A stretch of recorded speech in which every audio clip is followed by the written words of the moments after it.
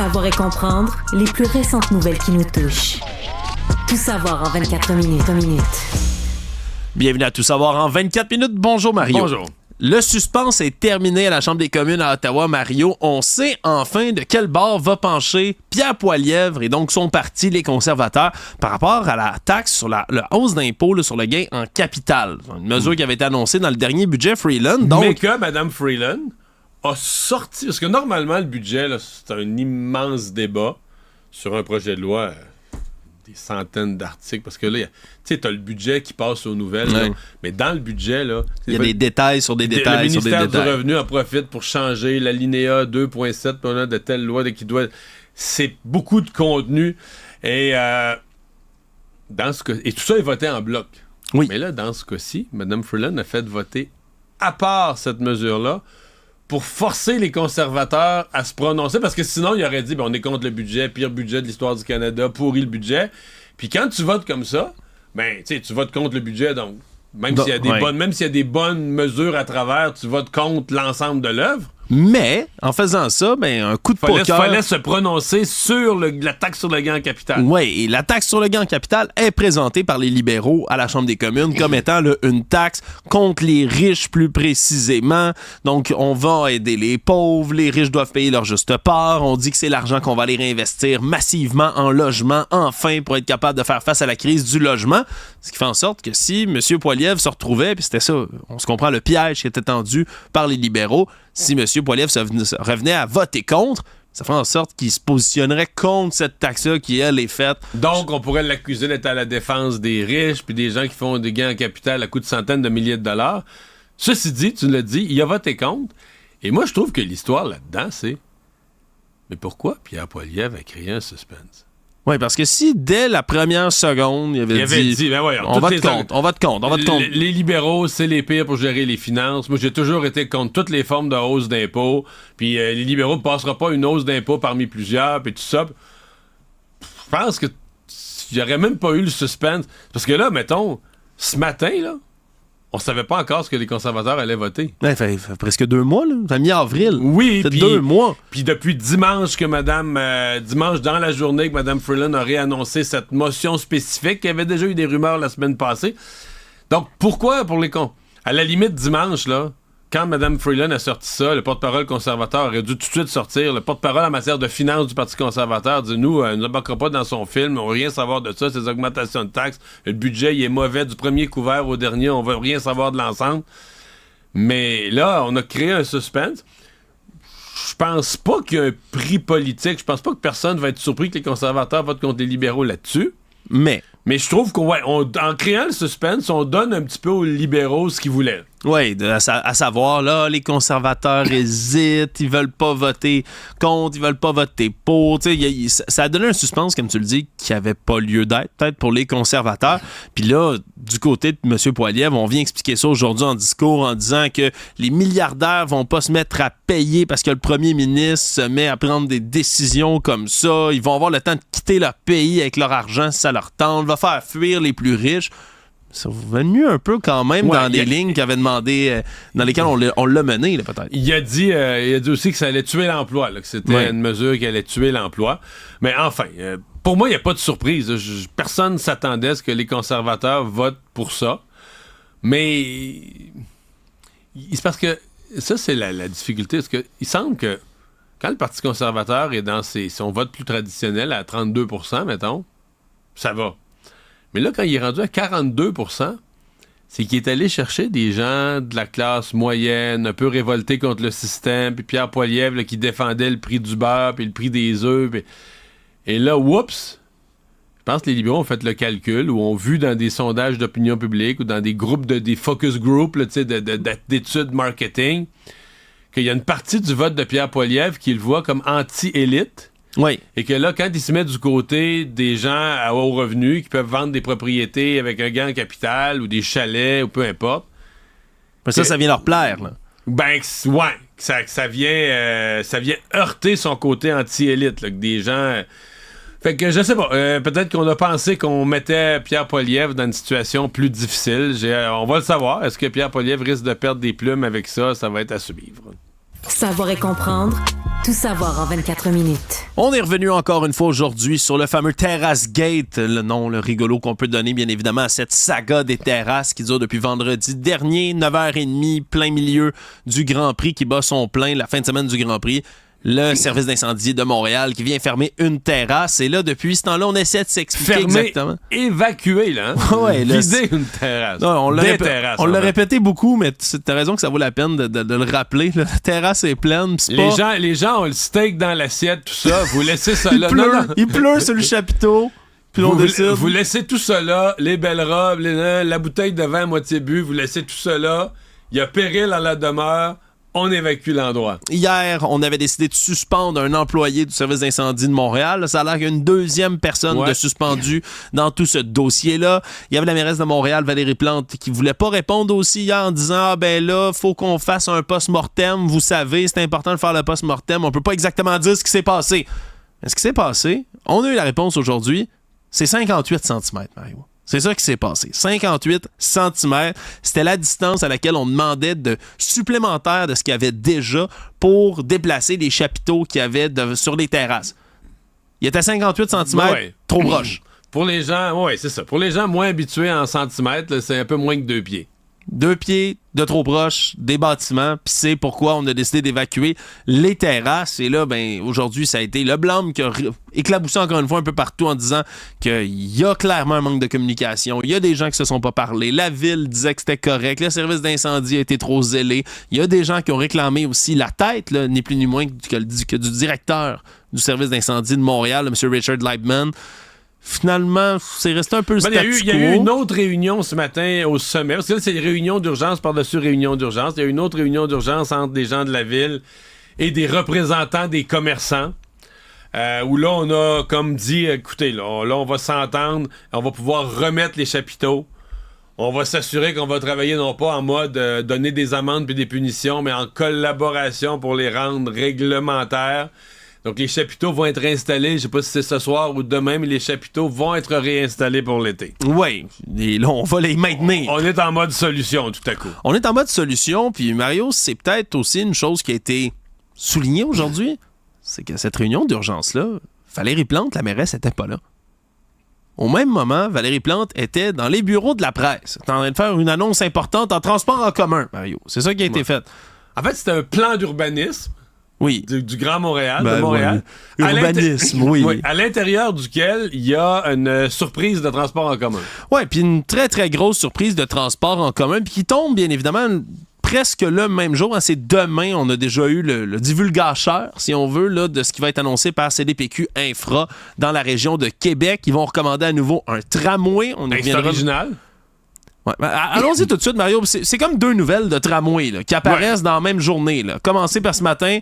On a toutes sortes de journalistes, nos collègues du Journal de Montréal, de TVA Nouvelles, entre autres, qui se font confirmer. Tous les médias l'ont obtenu. Oui, l'ont obtenu. CDPQ Infra, demain, vont annoncer un tramway, mais réduit, c'est ça. Un petit peu moins large, un petit peu moins gros, un petit peu moins... on aura besoin d'une dalle de béton moins élevée. Donc, tout ce qui était les irritants, là... Oui, on veut tasser ça pour faire un projet épuré, plus simple, réduit de tramway à Québec. En distance parcourue, puis tout ça, très semblable à ce qu'on avait avant. Très semblable à ce qu'on avait avant, puis on écarte encore une fois, l'idée d'un 3e lien du côté de CDPQ Infra. C'est-à-dire qu'on dit que CDPQ Infra dirait, on l'a pas lu, mais dirait, il n'y a pas de justification d'achalandage qui nous amène à le faire. La seule justification qui amène, mais là, il dit ça, c'est dans le cours du gouvernement, c'est la sécurité économique. Oui, parce que si demain matin... Il n'y a plus de Pombière-la-Porte, pour une raison ou pour une autre, des travaux majeurs sur des mois, tout le camionnage doit passer par Trois-Rivières. Non, ça, on se comprend. On se comprend que c'est un problème. Mais là... Tout ça pour ça, c'est vraiment la phrase, je pense, qui vient dans la bouche de tout le monde, c'est « OK. » On est revenu au point de départ. Du tramway. Exactement, le point de départ. Fait que quand on accuse... Du tramway d'il y a 6 ans, là. Fait que quand les chefs des municipalités, les acteurs du milieu des transports disent « La CAQ, dans le fond, elle annonce plein de projets, elle n'en fait jamais un. On est toujours de retour à la table à dessin. » Non, mais là, on est revenu. Ça leur donne vraiment des arguments. Mais là, à Montréal, il y a quelques semaines, on manquait d'argent pour le transport en commun. Puis là, la mairesse... En fait, je regardais ça puis je me disais, est-ce que c'est sérieux ou est-ce qu'on fait juste dessiner des lignes? Tu sais, moi, tu peux amène-moi une carte. Non, mais Alex, amène-moi une carte. Non, mais c'est vrai. Amène-moi une carte de l'Arabie Saoudite, m'a dessiné les transports en commun, là, tu comprends? Non, mais amène-moi un crayon rose, un crayon bleu. Une belle ligne rose, une ligne bleue. Parce que là, écoute, c'est 200 km sur les 26 prochaines années. 26 prochaines années. C'est 200 km. C'est pas long, 26 ans, là. Et la ligne bleue, on en parlait il y a 20 ans, elle n'est pas encore faite. Elle n'est pas encore faite. Sur les 26 prochaines années, on ferait 200 km, il y aurait du tramway partout à Montréal. La rue Pineuf est en rénovation depuis que Paul de Chemédé de Maisonneuve a fondé Montréal, je pense, à peu près. Ça, c'est toujours pas fini. Mais en 26 ans, on va construire près de 200 km de tramway. Hein? Vraiment, c'est le transport à la mode ces jours-ci, le tramway. Non, écoute, tu me fais rire, Mario, mais c'est vrai que c'est complètement fou, là, le plan qui est dévoilé. Tout ici, ça alors qu'on n'a pas d'argent pour financer le transport en commun qui existe déjà. On dit qu'il y a le problème d'achalandage, on n'est pas capable d'aller éponger les déficits, on s'interroge sur la manière dont on veut faire ça. Il y a des chantiers à grandeur de Montréal qui ne se terminent pas. Le REM de l'Est n'est pas étiré. La ligne bleue n'est pas complétée. La ligne rose de Valérie-Plante n'est toujours pas faite. Mais là-dedans, la ligne rose, elle existe-tu encore dans le nouveau plan? Absolument, Mario. Ah oui. Tantôt, tu parlais de ton crayon rose. T'avais raison. Donc, c'est la ligne rose plus... En fait, c'est 100 km de toutes sortes de transports puis 200 de tramway pour un 300 km de nouveaux transports en commun. Oui, parce que le plan vise à ce que presque tous les Montréalais aient accès à un transport structurant à proximité de leur domicile. On dit qu'à ce moment-ci... Dans la dernière marche de l'escalier. Oui, parce que là, on dit que c'est 30% à peu près des gens qui sont autour, là, très près du transport structurant. On veut monter ça à 75%, un bond de 45%. C'est ça qu'on veut le faire en, tu l'as dit, 26 ans à peu près. Puis là, une ligne rose du métro, c'est de retour sur la table. On dit que ça va s'arrêter cette fois-ci, par contre, à une station de la ligne bleue qui n'est pas encore construite, elle non plus. C'est là qu'on va arrêter tout ça. Et c'est là que c'est intéressant, on est incapable de chiffrer le coût de telles mesures. Mais c'est inchiffrable. Voilà. Mais si on disait un chiffre, tu pensais, tu ferais peur au monde, les gens se sauveraient en courant? Là? Ouais, c'est des investissements de dizaines de milliards de dollars, disent-ils. Dizaines et de dizaines de milliards. Là. Mais est-ce que je me remets à ton expérience politique, Mario, parce que je t'avoue, c'est une question qu'on s'est posée ici, dans le bureau, tout le monde en parlant aujourd'hui. Qu'est-ce qu'elle pense, Valérie Plante? C'est quoi le tu sais, elle n'est même pas capable de trouver comment éponger le déficit, mais pour elle, faire un des plus gros chantiers en transport en commun de l'histoire du Québec, comme ça, en claquant des doigts. Écoute, c'est pour ça que je te dis, on se demande, est-ce que c'est du travail sérieux de développement de projet ou est-ce que c'est dessiner les lignes sur des cartes? On dirait que c'est Puis ça. à la limite, les lignes, on pourrait dire, les lignes passent aux bonnes places. Des vrais spécialistes du transport en commun ont trouvé les lieux où il y a le plus de densité. Les lignes passent aux bonnes places, sauf que si t'as pas de projet, si t'as personne pour le financer, si t'as aucun modèle d'affaires où tu pourrais trouver les fonds pour faire tout ça, je veux dire, c'est des lignes, tu dessines des lignes. Bon, c'est un beau dessin. Mais on a tout un plan d'urbanisme pour Montréal. Moi, si je décide de t'acheter un condo, choisis pas en fonction que le tramway, tu sais, dans sa ligne, choisis-en pas un nécessairement en disant, là, le tramway va passer dans une couple d'années. Oui. Ça se pourrait que ce soit plus long. Fais pas le calcul que ça se peut qu'avant que tout ça soit fait... On a-tu des problèmes avec les délais de nos infrastructures qu'on construit au Québec? Ben regarde, t'as parlé de P9, ça a pris 20 ans. C'est pas fini. J'habite à côté de P9, c'est pas fini. La ligne bleue, c'est pire, c'est quasiment pas commencé. La ligne bleue, on en parle, ça fait peut-être pas 20 ans, peut-être 18... Le REM de l'Est, c'est fini? Ouais. Le REM de l'Est, c'est abandonné. Là. C'est repris sur une nouvelle forme. Ah. Mais ça, c'est comme le tramway de Québec. Fait que c'est pour ça que je dis, pensez qu'en 26 ans, je dis 26 ans, mais dans le fond, l'année 2024 est quasiment finie, dans le sens que fait que c'est impensable que tu vas faire 300 km de nouveaux transports en commun en aussi peu de temps. Si tu te fies au rythme auquel on a travaillé ces dernières années, c'est inimaginable. Tout savoir en 24 minutes. Sinon, dans le dossier de la future course à la chefferie du Parti libéral du Québec, mais là, on a quelqu'un qui... Un développement important. Ouais, qui s'approche de la ligne de départ. Puis ça me fait toujours rire parce qu'à date, je rappelle, il y a juste le député Frédéric Beauchemin, là, qui est le seul candidat officiel placé là, mais des candidats officieux, On en a pas mal. Dans 10 jours, on en aura peut-être un deuxième officiel. Oui, Denis Coderre, qui est censé 21 juin. Qui a convoqué la presse. Mais là, un autre qui se met puis qui s'approche de la ligne de départ, c'est Charles Milliard là, de la Fédération des chambres de commerce du Québec qui annonce ce matin qu'il quitte son poste. Donc, quitte son poste. Qui, à mon avis, devient aujourd'hui, à l'heure où on se parle, le favori de la course. Oui, parce que là, lui explique que être le PDG de la Fédération des chambres de commerce, c'était trop un gros engagement alors qu'il doit se mettre à considérer ses appuis. Ce qu'il dit pas, c'est que toutes ces chambres de commerce locales et tout ça, là, ils peuvent pas accepter que le PDG, que le grand patron soit mouillé politiquement. Eux, ils doivent être... Ils travaillent avec le gouvernement de la CAQ, ils vont inviter Paul Saint-Pierre Plamondon ou un autre comme conférencier. Ils doivent travailler avec tous les partis. Là. Et tu peux pas avoir quelqu'un qui veut devenir chef de parti, qui est en campagne dans un parti pour devenir le chef, puis qui est en même temps le président de la fédération. Ben, la question, est-ce qu'il... Parce qu'il dit qu'il quitte pour aller en réflexion. Mais ce matin, il m'a donné sa première entrevue. Il dit en même temps qu'il est président de la Fédération des chambres de commerce du Québec. C'est la plus belle job imaginable.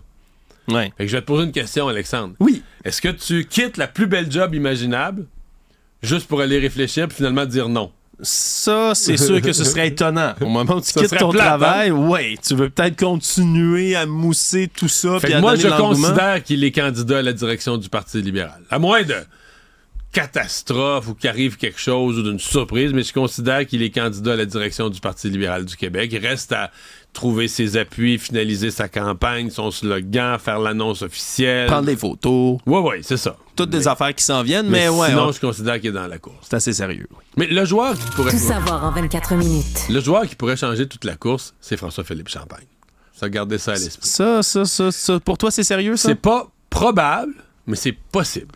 Oui, parce que là... ça fait tout basculer. Là. Mais ça, c'est des mauvaises nouvelles quand même pour les libéraux fédérales, parce que des rumeurs comme ça, de grosses pointures des ministres lourds là, dans le gouvernement Trudeau, qui s'en iraient pour faire autre chose. Moi, tu vois, j'ai entendu, moi, Pablo Rodriguez, mairie de Montréal. C'est une rumeur que j'entends, moi.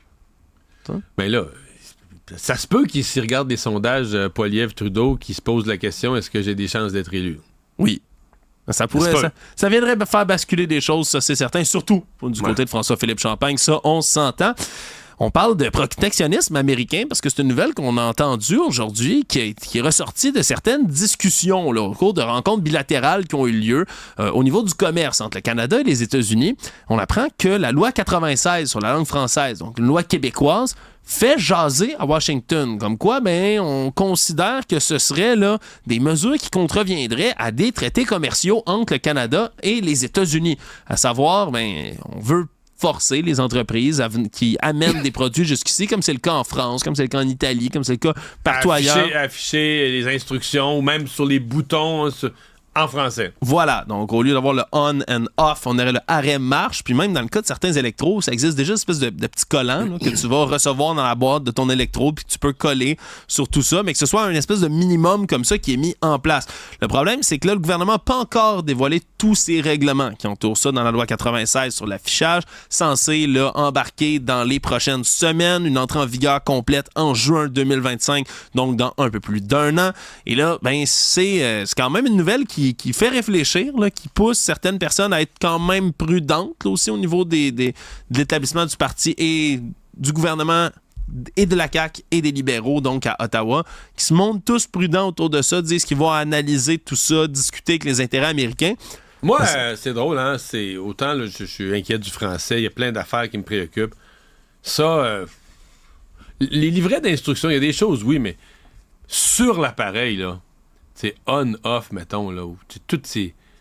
Écoute bien, là. À la limite, quand on te fournit un petit collant, là, si t'es vraiment zélé, là, tu peux remettre ton petit collant par-dessus. Mais, tu sais, je veux dire, les gens utilisent des appareils depuis des années avec les boutons en anglais sans même vraiment s'en rendre compte au Québec depuis des décennies. On a d'autres chats francophones à fouetter. J'ai de la misère à le voir, ça, comme étant la priorité des priorités, surtout si ça nous met dans le trouble. Économie. Je pense que c'est pas tous les citoyens, Mario, qui ont lu le projet de loi sur l'énergie déposé par le ministre Pierre Fitzgibbon la semaine dernière. Volumineux projet de loi quand même. Mais quand on le lit dans les petits caractères, il y a peut-être des surprises qui viennent en saisir plus d'un. C'est le cas ce matin alors qu'on apprend que on va donner plus de pouvoir à Hydro-Québec pour aller réaliser des travaux sur des terrains privés. Parce que peut-être c'est quelque chose que vous ne saviez pas, mais il y a des difficultés pour Hydro-Québec d'accéder à certains terrains privés, des gens qui se montrent récalcitrants, qui veulent pas qu'Hydro-Québec aille couper des branches. C'est ça, couper des branches le long des lignes. Oui. Moi, je vais t'avouer que il y a 2 ans, je pense, j'ai eu un avis. Je te dirais, mettons, au mois d'août, là, disant dans le prochain mois où ils vont aller couper des branches là, sur votre terrain. J'ai jamais senti que j'avais un droit de dire oui ou non, là. Oui. Puis ils sont venus. Le mois d'après, il est arrivé. C'était un entrepreneur privé qui est arrivé au nom d'Hydro-Québec. Puis ils ont coupé des branches. Ils ont coupé mes arbres là, sur notre terrain, chez nous, de notre maison privée. Là, sont passés.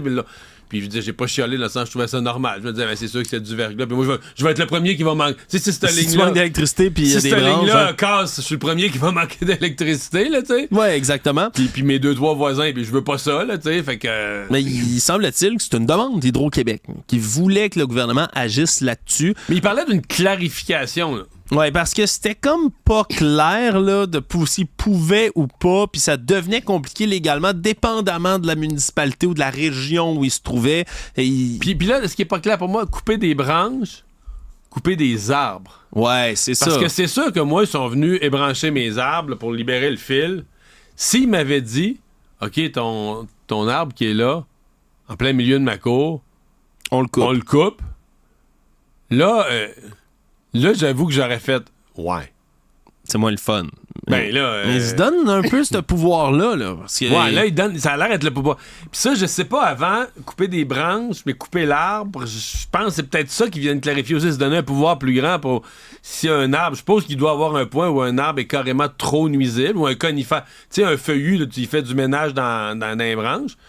Un conifère, c'est vraiment au-dessous, c'est plus traite un peu. Là. Ouais, c'est un peu plus difficile quand même à venir élaguer, mais il y a plus de pouvoir encore qui sont donnés à Hydro-Québec là-dedans. Là, on parle de permission maintenant là, pour Hydro-Québec. Ils n'ont plus besoin d'aller justement demander aux propriétaires pour aller faire des inventaires, des levées, des examens, des analyses, des travaux préparatoires, des installations de poteaux, de conduits, de fils. Ça devient plus large quand même, là, ce qu'Hydro-Québec va pouvoir faire sur les terrains privés des gens. Donc, ça sera à suivre quand même parce que peut-être, comme tu le dis, si on te coupe des branches, OK, un arbre au complet peut devenir plus désagréable pas mal. Le Monde. Après la condamnation de M. Donald Trump aux États-Unis, mais voici que c'est le clan Biden qui est éclaboussé alors que le fils de Joe Biden, Hunter Biden, devient le premier enfant là, d'un président en exercice à être accusé, donc de manière pénale et reconnu coupable. 3 chefs d'accusation de détention illégale d'armes à feu pour des faits qui remontent à 2018.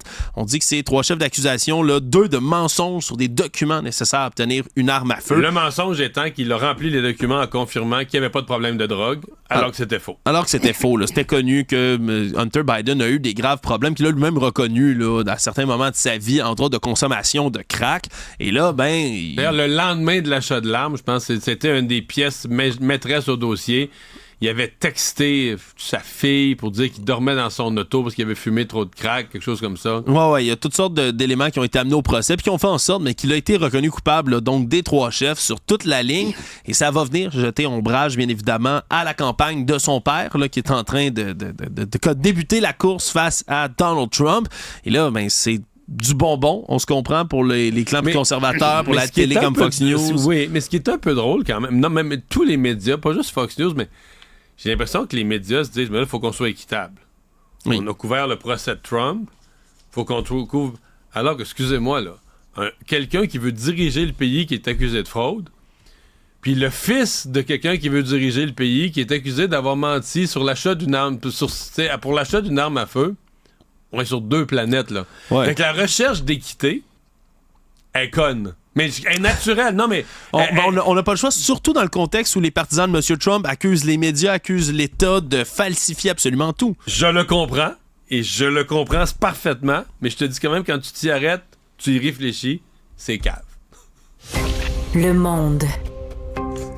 En terminant, Mario, c'est une bombe, un coup de tonnerre dans le milieu du hot dog. Voyons. Pas n'importe lequel, de mangeurs de hot dog.